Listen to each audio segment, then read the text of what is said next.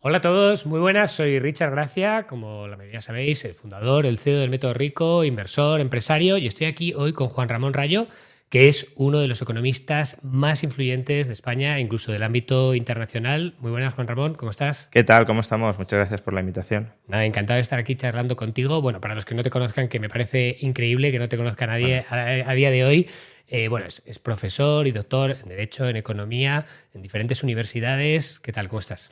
muy bien, pues nada, a gusto y a ver de qué temas vamos a charlar, a conversar y a tratar de aportar algo de luz. Totalmente. Bueno, pues la idea es básicamente hablar un poco pues, de los temas que más o menos compartimos y de los temas que tú pues, dominas, ¿no? Pues hablar un Ujú. poco de economía, hablar un poco de inversión, de finanzas, de política también. Entonces, bueno, uno de los temas que me gustaría hablar, sobre todo para empezar, es porque es lo que preocupará a la mayoría de la gente que escuche este vídeo, es la situación socioeconómica, política en España. ¿Tiene futuro? Bueno, a ver, futuro siempre hay, incluso en Haití hay futuro, ¿no? Quiero decir que el país no desaparece, pero sí, la cuestión es qué tipo de futuro. A ver, los últimos 15 años han sido años de estancamiento, han sido años en los que los estándares de vida apenas han aumentado o incluso si consideramos determinados grupos de población, por ejemplo, los no propietarios de vivienda, que se han deteriorado por la subida fuerte del precio de la vivienda, de los alquileres. ¿Los próximos años serán distintos? Es difícil de saber, pero en general Europa, no solo España, tiene un problema de aumento de crecimiento de la productividad y si no aumenta la productividad es muy complicado que los estándares de vida mejoren. Entonces tenemos un Estado muy grande que a poco que aumenta la productividad la parasita, la productividad apenas crece, es un mix, es un cóctel no especialmente ilusionante, diría yo. ¿Y qué se puede hacer, no? Porque es que yo esto también le doy muchas vueltas. A ver, yo soy obviamente español y me preocupo por mi país. Ujú. Me gusta mi país, me encantaría que le fuera mejor. De hecho, yo creo que España en general sigue siendo un país increíble Sí, en no, muchos claro. aspectos. Ujú. Pero ¿qué se puede hacer, no? Porque hay gente que dice, no, lo que hay que hacer es dejar de votar, ¿no? Lo que hay que hacer es tal. ¿Cuál podría ser la solución realista hablando de Ya, esto? a ver, no hay soluciones mágicas, creo yo, vamos, al menos. Entonces, no es que por el hecho de dejar de votar eso vaya a funcionar o por el hecho de votar a determinada opción se vaya a modificar mucho, de manera muy radical, el panorama. Yo creo que es una especie de enfoque, de nuevo, mixto. Por un lado, intentar que tu vida mejore dentro de un sistema que es un sistema corrupto y corruptor y tratar que ese sistema no te perjudique mucho. Claro, si mucha gente consigue que el sistema no le perjudique, pues en general la sociedad va mejorando porque la sociedad también es esa suma de personas, ¿no?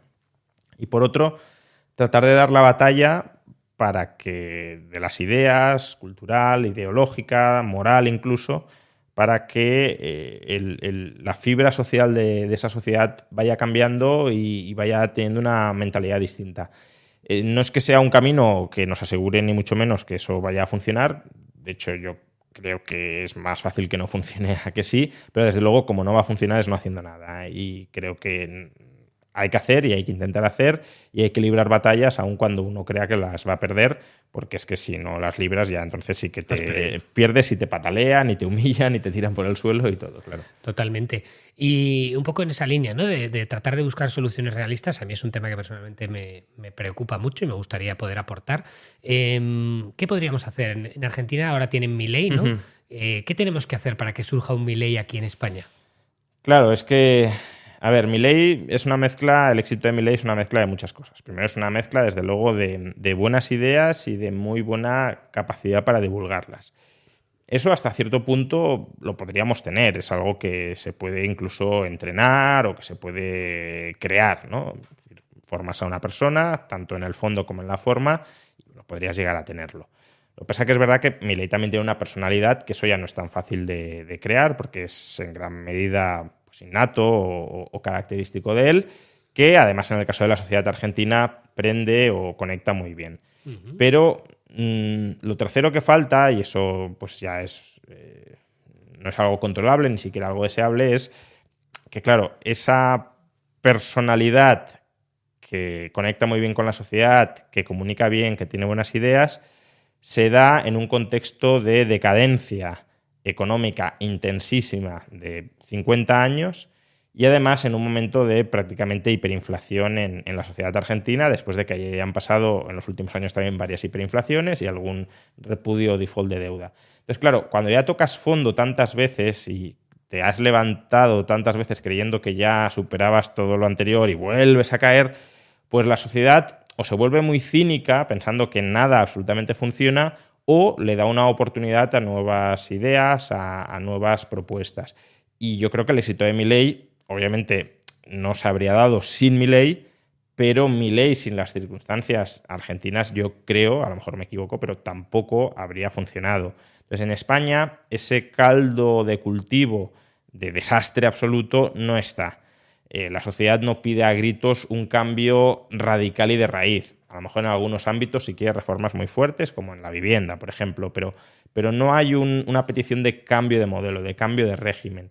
Y si eso no se da, pues lo que te queda es la gota malaya de ir dando la batalla cultural, que ya digo, creo que es difícil de combatir el sesgo del statu quo, a favor del statu quo, si no hay una decadencia muy acelerada, pero bueno, es lo que hay que intentar.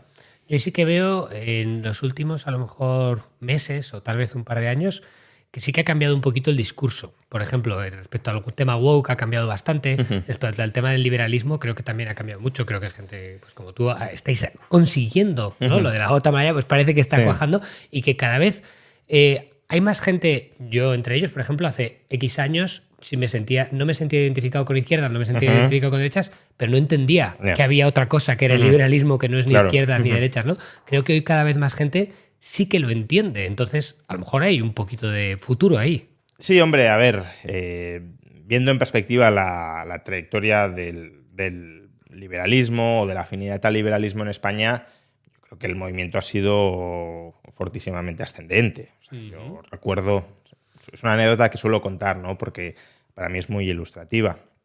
Yo empecé la divulgación por internet pues en el año 2003, que es cuando en ese momento empiezan a surgir, en España al menos, pues las bitácoras o los blogs personales donde uno podía escribir, un poco como YouTube, pero con los periódicos, ¿no? Es decir, YouTube te da tu televisión personal al margen de los medios tradicionales, los blogs te daban tu periódico al margen de los periódicos tradicionales. Entonces tú podías escribir tus artículos, aunque no te diera nadie espacio en su medio de comunicación.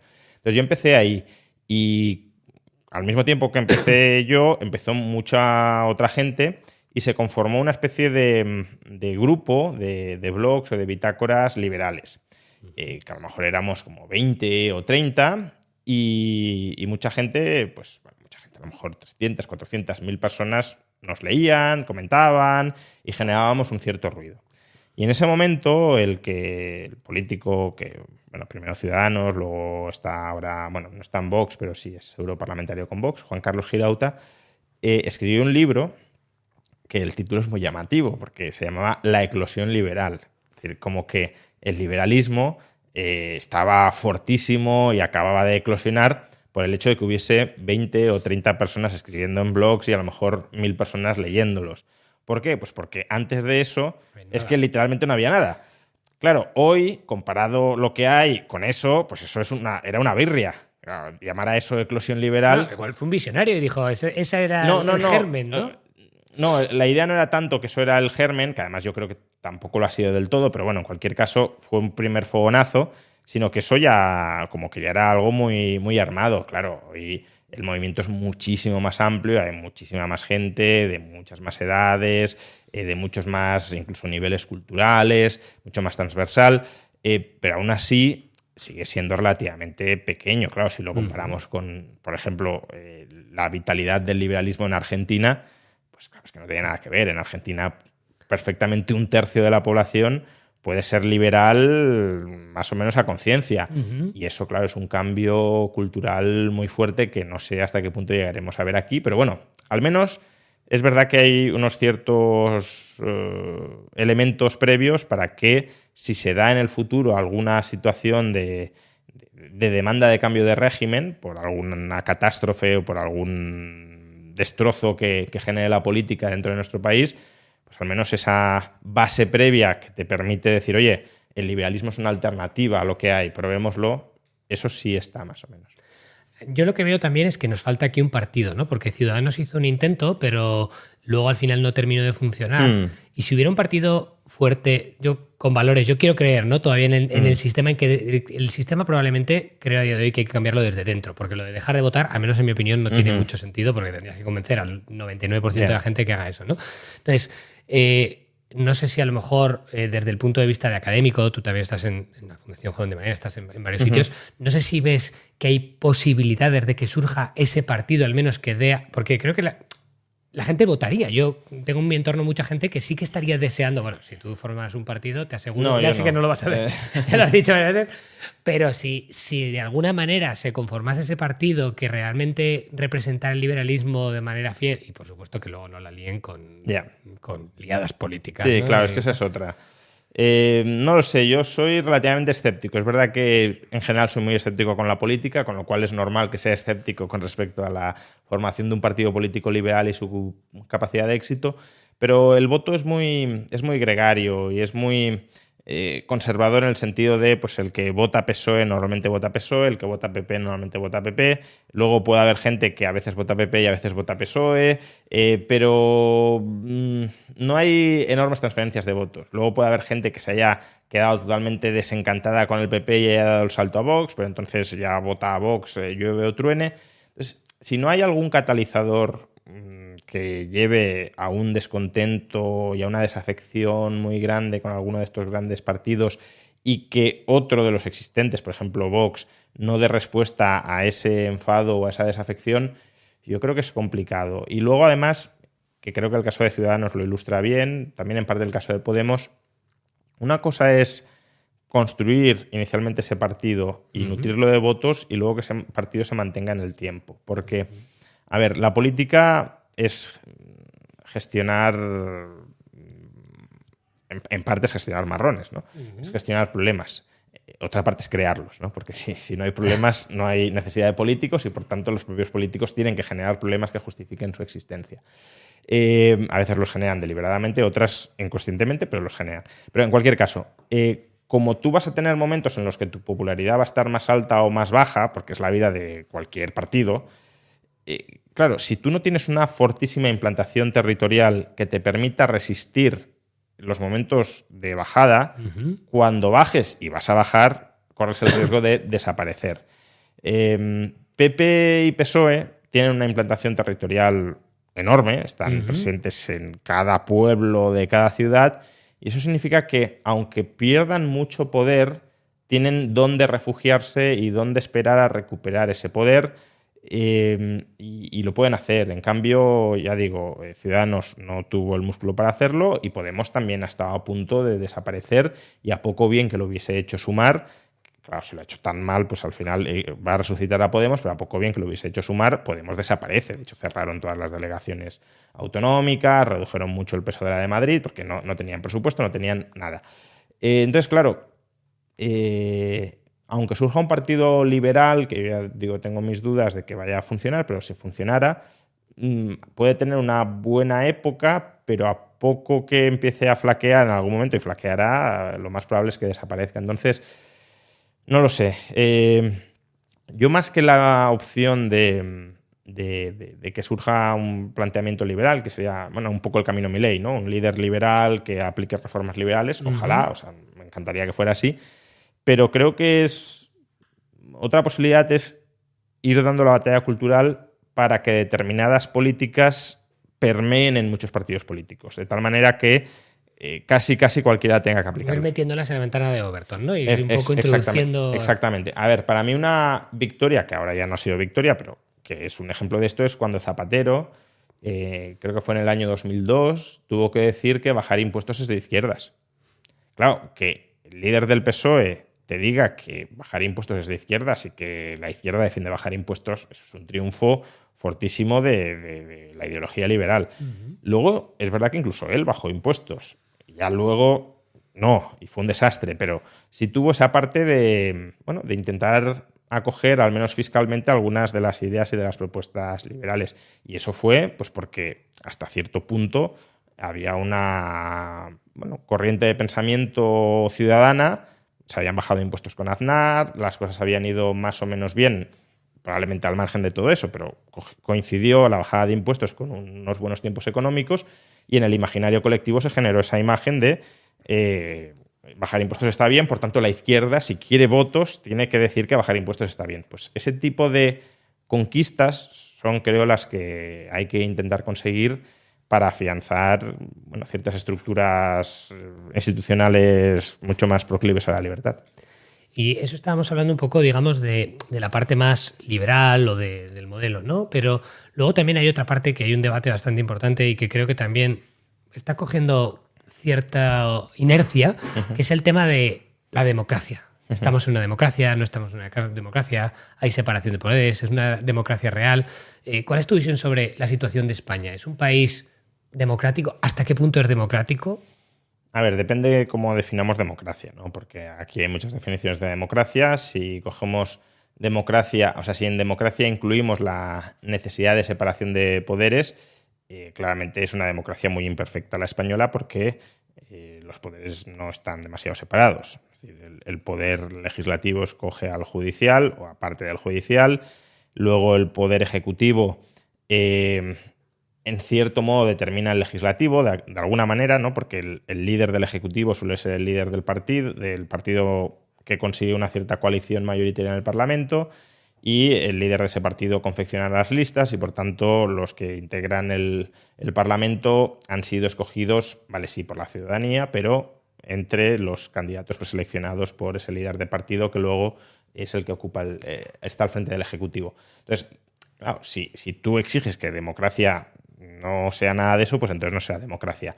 Ahora, si democracia lo entendemos simplemente como un mecanismo de conversión de votos ciudadanos expresados en decisiones más o menos políticas, pues entonces sí, claro, tenemos democracia porque se vota y al votar se escogen a ciertos representantes y esos representantes hacen algo que, más o menos llevaban en su programa electoral y que la gente supuestamente ha votado en función de esos programas. Luego, esa es la teoría de la lógica democrática. Luego, eso, obviamente, eso ni siquiera se cumple, porque se vota en función de modas o de ideologías y, por tanto, de la corriente en la que tú te quieras meter. No es que el ciudadano sea muy crítico en el sentido de su voto, sino más bien su voto está teledirigido por la ideología que le viene instalada de fábrica. Yo ahí a veces, de hecho, me he cuestionado, ¿no? Incluso pues, la validez del sistema, cómo se plantea, porque incluso a día de hoy en España sabemos que no es una persona un voto. También no todo el mundo puede votar en España. ¿Crees que podría llegar a tener sentido, pues ahora que también Elon Musk y otras corrientes están defendiendo, pues que a lo mejor no todo el voto debería ser el mismo, que debería haber gente que pues tenga un tipo de estudios o de formación o incluso de valores, ¿no? Puede que haber diferentes cortes, criterios y puede que un voto valga más o un voto valga menos. A día de hoy así es, aunque no nos guste, en España no todos van igual. ¿Podría haber un sistema mejor pensando en alguna de esas líneas en las que, porque como lo he dicho, es verdad que la gente a veces vota sin haberse leído nada. Entonces ese voto debería ser inválido, no tiene sentido que esa persona tenga el mismo peso, ¿no? Uno de mis filósofos favoritos, que es Jason Brennan, él es partidario de la epistocracia, ¿no? Que es un poco lo que tú estás comentando de alguna manera tratar de filtrar inicialmente los votos en función de, pues más o menos, entiendes lo mínimo necesario para votar sobre lo que estás votando, ¿no? O incluso votar sobre qué fines querrías conseguir, pero no cuáles son los medios que hay que emplear para conseguir esos fines, ¿no? Porque, oye, yo quiero que aumente el salario, ¿vale? O sea, una cosa es, quiero que los trabajadores cobren más, ¿vale? Pero para lograr que los trabajadores cobren más, ¿cuál es la medida que hay que aplicar? Entonces, tú eso no tienes por qué saberlo. Tú puedes estar de acuerdo en un determinado fin o quiero que baje el precio de la vivienda, ¿vale? Pero ¿cómo hay que bajar el precio de la vivienda? No, controlando alquileres. No, es que eso es un método erróneo para lograr ese fin, ¿no? Entonces, bueno, se podría filtrar por ahí. Yo, en general, no me gustan, son propuestas un poco elitistas, si lo queremos, de democracia. A mí no me gustan ni las propuestas elitistas ni las propuestas más vulgares o populares. Creo que el problema de la democracia y también de la epistocracia es un problema de querer planificar lo que no habría que planificar. Entonces yo soy más bien partidario de, por un lado, reducir el ámbito funcional de la democracia, es decir, que no se vote sobre tantos asuntos como se están votando hoy, que el ámbito de competencias del Estado sea mucho más restringido, y luego también reducir el ámbito territorial de la democracia. Porque, claro, es verdad que cuando la gente tiene que votar sobre políticas nacionales para España, vota de manera totalmente desinformada. Ahora, si los vecinos de este barrio tenemos que votar sobre si en esta plaza queremos hacer algo o queremos hacer lo otro, ahí la gente sí vota de manera mucho más informada, porque es la plaza por la que pasa todos los días, que ha conocido toda la vida, tiene un interés directo en que esto salga bien, se informa, discute con el vecino, plantean alternativas, tienen más feedback. Entonces, esa democracia más local, que es el modelo suizo básicamente, creo que para determinadas cuestiones sí tiene sentido y sí puede funcionar. Ya cuando quieres extender ese modelo a el ámbito de todo un país y para todo o casi todo, es un desastre. ¿Y en qué cosas a lo mejor podría tener sentido? Porque ese punto la verdad es que es interesante y claramente yo creo que cualquier persona que nos esté escuchando puede entender que una persona pues, puede votar con mucho más criterio sobre cosas de su barrio o de su ciudad, ¿no? Que sobre el impacto en toda la medida que puede tener sobre la ley de vivienda en todo un país, con todas las casuísticas que tiene un país y complejidades económicas y demás, ¿no? Entonces, aquí digamos, ¿cómo se podría plantear ese sistema que funcionase un poco mejor en el que tuviéramos más acotado ese ámbito y en qué áreas? Porque hay cosas a lo mejor como la seguridad o la defensa que a lo mejor sí que tiene más sentido tenerla a ámbito nacional, pero otras a lo mejor no. Claro, o sea, todo lo que se pueda de alguna manera delegar o descentralizar al mercado o a la sociedad civil, creo que habría que delegarlo al mercado o a la sociedad civil. Luego hay determinadas cuestiones que es más difícil de fragmentar porque constituyen o la gestión de bienes colectivos que por algún motivo no se quieran privatizar, como puede ser pues, la Plaza del Pueblo. Pues, hombre, si el pueblo fuera una organización privada, la plaza sería privada también, pero si el pueblo no es una organización privada, pues la plaza es una plaza del pueblo, de la ciudad, ¿no? Entonces, esa gestión, o el alcantarillado, o el alumbrado, esa gestión de bienes que son comunales o colectivos, idealmente ha de ser una gestión colectiva o por delegación del colectivo. Y ahí sí tiene sentido la democracia como método de elección. Que al final es lo mismo que sucede en una comunidad de vecinos. En una comunidad de vecinos pues tienes una democracia y se vota a un presidente que más o menos va apagando fuegos y demás. Y luego cuando ya hay que aprobar derramas importantes, pues lo vota la comunidad. Pues aquí lo mismo, ¿no? Se podría hacer. No sé si ese es un buen ejemplo porque las comunidades de vecinos suelen acabar a palos, pero... No, a ver, es un buen ejemplo en el sentido de ninguna democracia va a funcionar mejor que una comunidad de vecinos, ¿vale? Y creo que todos somos muy conscientes de que en las comunidades de vecinos la conflictividad es grande, pero porque todo grupo humano decidiendo a viva voz, porque eso es la democracia, va a tener conflictividad. Entonces, el mejor escenario posible de una democracia funcional es una comunidad de vecinos. Y si la comunidad de vecinos ya nos genera suspicacia sobre cómo funciona, pues imaginémonos cómo estará funcionando una democracia de masas como pueda ser España, ¿no? Pero, aún siendo la toma de decisiones en una comunidad de vecinos pues, conflictiva, lo es en gran medida porque todos tienen voz, porque todos intentan expresar su criterio y, por tanto, porque hay mucha deliberación, en ocasiones demasiada y muy frontal, sobre asuntos que sí les importan mucho, ¿vale? Y que sí les afectan directamente. Entonces, muchos de esos asuntos creo que sí tienen sentido mantenerlos en el ámbito colectivo. Claro, si en una comunidad de vecinos dijéramos, no, es que no vamos a votar solo sobre el ascensor, vamos a votar también sobre el colegio al que va tu hijo. Eso, oye, pero ¿por qué la comunidad de vecinos tiene que decidir el colegio al que va mi hijo? No, porque es que eso nos afecta a todos colectivamente. No, me afectará a mí, a mi hijo, pero a ti, que vives en el piso de al lado, no te afecta nada. No, pero es que claro, yo tener un vecino que vaya a un determinado colegio o a otro, pues indirectamente me afecta. Cuando me lo cruce en el ascensor, claro, ¿cómo me saluda el niño? Sí. O mi hijo se va a relacionar con el tuyo y por tanto tiene que tener un nivel cultural determinado. Bueno, pues ese tipo de excusas que veríamos absurdas, pues son las que en última instancia se utilizan también para justificar que todo el pueblo, o sea, toda la nación o toda la ciudadanía decida la educación que van a recibir mis hijos. Entonces, hay muchas cuestiones que hay que sacar del ámbito colectivo y no decidirlas colectivamente, otras que no puedes fraccionar realmente. Ya digo, pues el ascensor en una comunidad de vecinos Sí, es comunal. Es comunal y no lo puedes fraccionar. Pues ahí sí que habrá que decidirlo, que se hace o que no se hace entre todos. Pero bueno, reducir las competencias y reducir el ámbito de decisión al mínimo indispensable.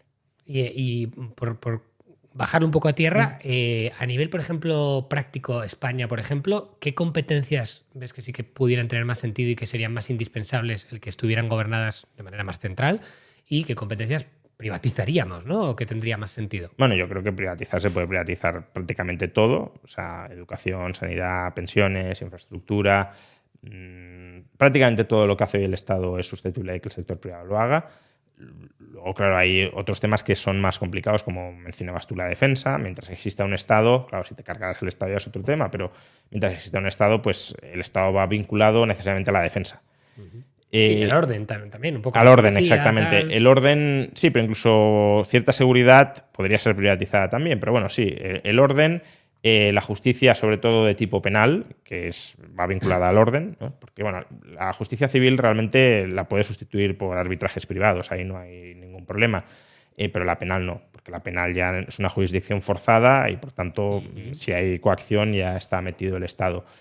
Y luego, bueno, podría haber algunas infraestructuras que tengan externalidades positivas muy grandes y que el sector privado no atienda suficientemente. Bueno, eso potencialmente puede suceder, algún bien público, pero clarísimo. Y bueno, incluso desde una perspectiva socialdemócrata, cierta redistribución de la renta. Pero claro, para redistribuir algo la renta, verdaderamente desde ricos a pobres, no como sucede ahora, que es desde clase media a clase media, no hace falta el estado elefantiásico que tenemos hoy. Es decir, lo mencionaba el otro día en una conferencia.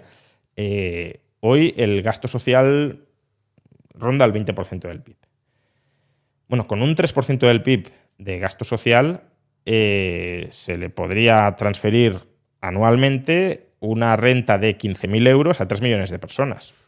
Claro, es decir, España necesita una red de asistencia de última instancia superior a que 3 millones de personas cobren más de 15.000 euros anuales. Creo que no. Es decir, es verdad que puede haber gente que quede descolgada permanentemente de la sociedad y que necesite ayuda, pero no es casi el 10% de la población española. No lo es. Entonces, bueno, lo que hay que favorecer es que la gente que pueda valerse por sí misma salga adelante por sí misma. A la gente que no pueda hacerlo se la puede ayudar, idealmente de manera voluntaria, en última instancia y subsidiaria de manera estatal. Pero para hacer eso no hace falta ni muchísimo menos el Estado gigantesco que tenemos. No, de hecho, hoy en día muchas de las medidas favorecen o van en contra de la meritocracia, de que la gente se esfuerce y lo que promocionan o fuerzan de alguna manera es lo contrario, ¿no? A mí me ha pasado, yo como empresario, pues gente, lo típico, ¿no? Despídeme el paro. O, oye, pues no, es que no quiero trabajar porque me vas a pagar, yo qué sé, 800 euros por 6 horas o por 4 horas y en el paro estoy cobrando lo mismo y tal, ¿no? Ese tipo de cosas que al final yo creo que hoy en día está demasiado cubierto y eso precisamente va en contra también de este tipo de cosas, ¿no? Pero bueno, volviendo un poco, ya hemos hablado, digamos, de la situación, de que está complicada la solución, ¿no? Pero pues con este contexto que tenemos, al final tenemos que jugar, ¿no? Con estas cartas. Entonces, ¿qué puede hacer la gente joven que nos esté escuchando que al final diga, oye, pues vale, sí, todo esto, como hemos dicho, es complicado, tiene difícil solución, pero ¿y qué puedo hacer yo, ¿no? Para que me vaya bien en la vida, para poder comprarme una casa, para poder desarrollarme, invertir, crecer, no sé, formar una familia? Claro, a ver, aquí están las dos batallas, ¿no? Una batalla es la batalla de cambiar la sociedad, que ahí, bueno, pues uno puede tratar de hacerlo y dedicar su vida a intentar hacerlo, pues los que estamos en la batalla cultural o los que entran en la política de buena fe, si es que hay alguien que lo hace, pues más o menos están en esa línea, ¿no? Intentar modificar los cimientos de la sociedad. Pero por otro está la batalla de, vale, sí, yo quiero cambiar la sociedad, pero también quiero vivir bien y quiero que mi familia viva bien. Entonces, si yo solo, o incluso yo y otra gente, no vamos a conseguir cambiar la sociedad, al menos no tanto como nos gustaría en el corto o medio plazo, ¿cómo me adapto a maximizar mi calidad de vida en el entorno agreste que me ha tocado vivir? Bueno, pues ahí es tratar de, si vemos el Estado como un parásito, pues tratar que ese parásito nos parasite lo menos posible o nos perjudique lo menos posible, ¿no?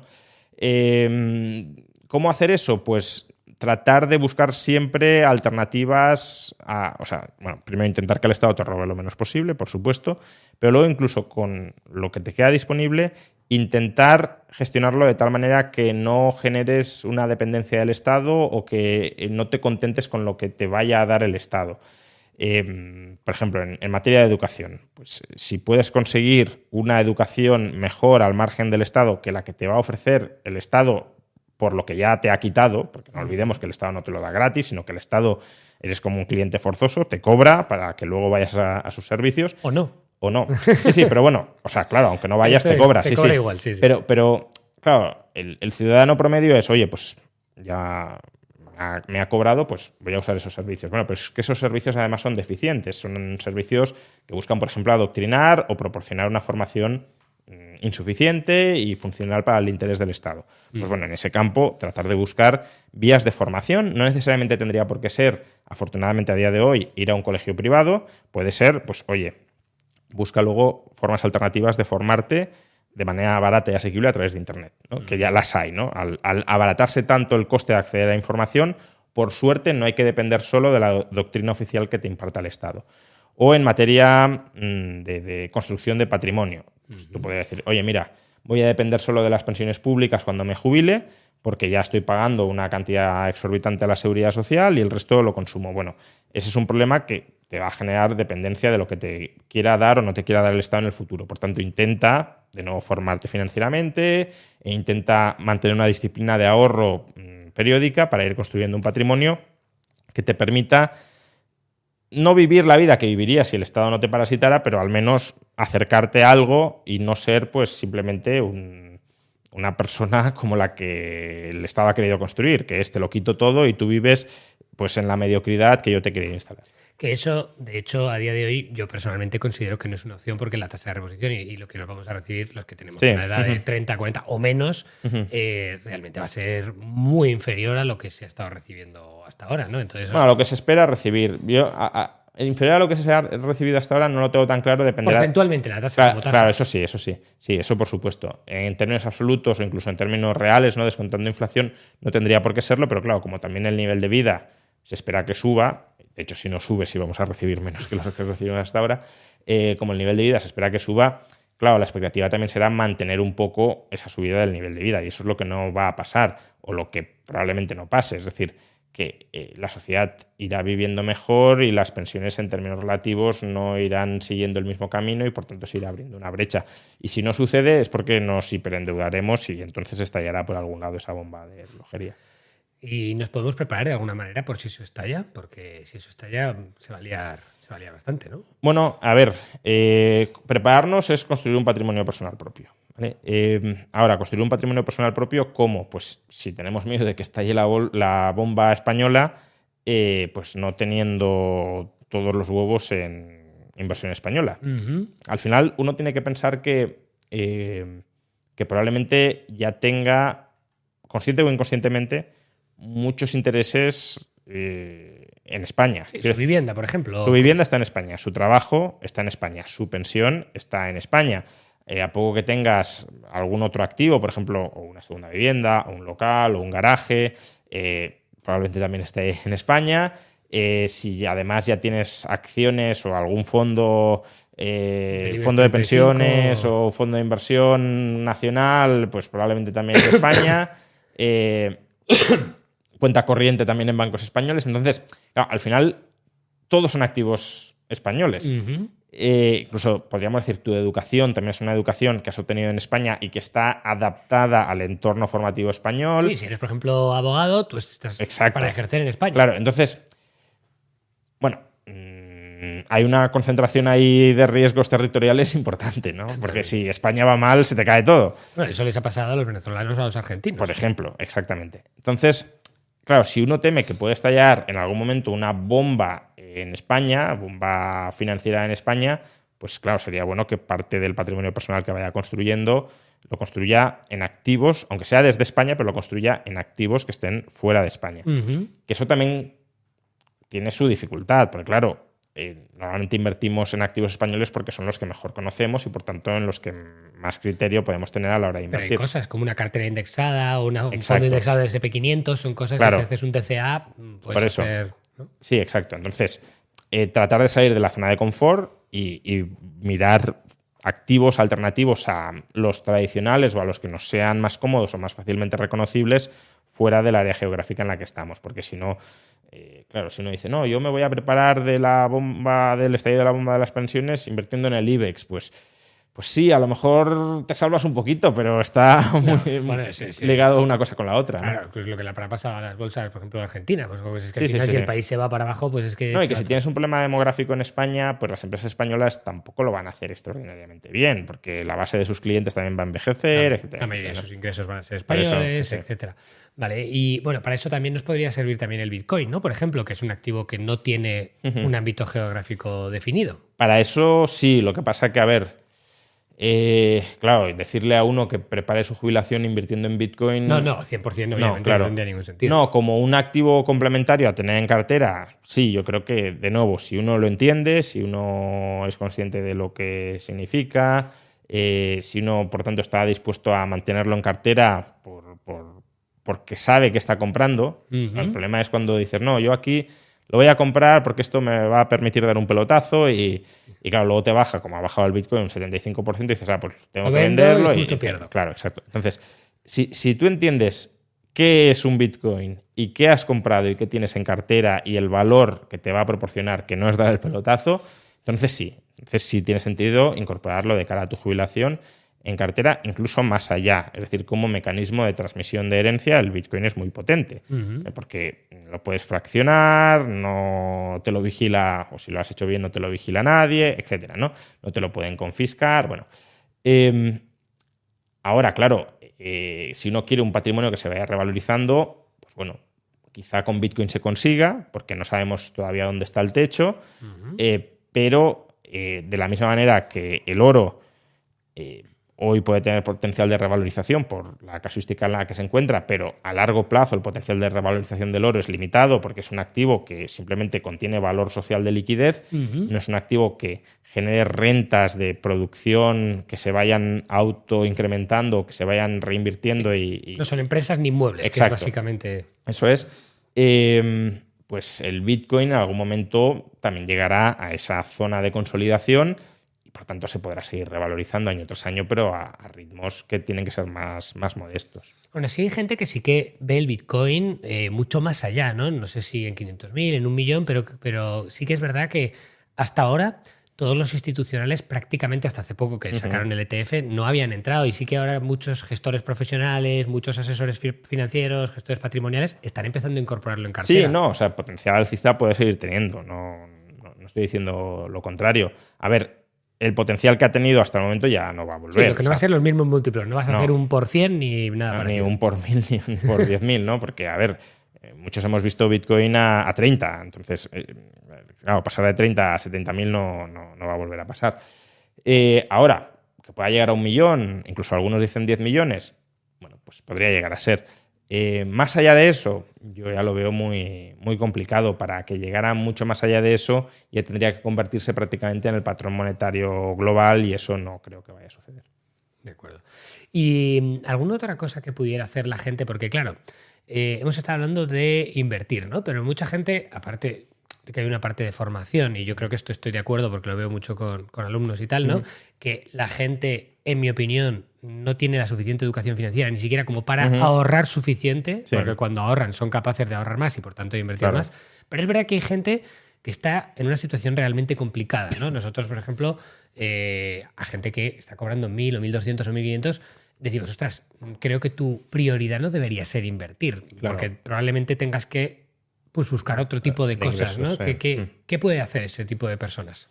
Bueno, efectivamente, cuando tus ingresos no tienen o no te dan margen suficiente para ahorrar, porque, pues, por ejemplo, se te come el 60% del alquiler, pues ahí poco tienes que recortar para ahorrar, ¿no? Ahí la cuestión, bueno, o lo que yo creo que hemos hecho muchos en su momento, es buscar fuentes complementarias de ingresos. Obviamente, fuentes complementarias que no te absorban todo el día y todas tus energías vitales, porque tienes que seguir creciendo, te tienes que seguir formando, tienes que seguir mejorando en lo que sea tu línea principal de actividad, porque no puedes matar tu futuro profesional para mejorar un poquito en el margen de tu presente, pero buscar líneas pues que a lo mejor con un suplemento de 2 o 3 horas de trabajo diarios y te aporten ingresos adicionales, que eso sí lo puedas ahorrar. Bueno, yo lo he hecho y hasta cierto punto lo sigo haciendo, porque lo mío, por ejemplo, mi actividad profesional no es un número cerrado de horas, es bueno, pues ir cogiendo proyectos según vayan surgiendo, más allá de las pautas más o menos regulares que tengo de pues eso, alimentar el canal, dar clases en la Universidad de las Hespérides, en la Universidad Francisco Marroquín. Bueno, pero más allá de eso, pues te van surgiendo posibilidades de dar conferencias, que no digo que esto sea lo necesario para el común de los mortales, porque no, por desgracia, puede haber otras vías. Por desgracia no suele serlo. Pero vamos, yo cuando empecé, por ejemplo, pues trabajaba en un periódico y luego me surgió la posibilidad de dar clases. Pues eso ya es un extra. Y luego, como daba pocas clases, pues busqué otros centros donde dar algunas clases más. Entonces, claro, ¿eso era mi línea principal de desarrollo profesional? Pues en muchos casos no, porque a lo mejor eran clases de ámbitos que, bueno, me podía más o menos gustar, pero que no eran a los que me quería dedicar, como por ejemplo contabilidad o finanzas. Que digo, son ámbitos en los que me muevo a gusto, pero no es el campo de investigación en el que me quiero centrar.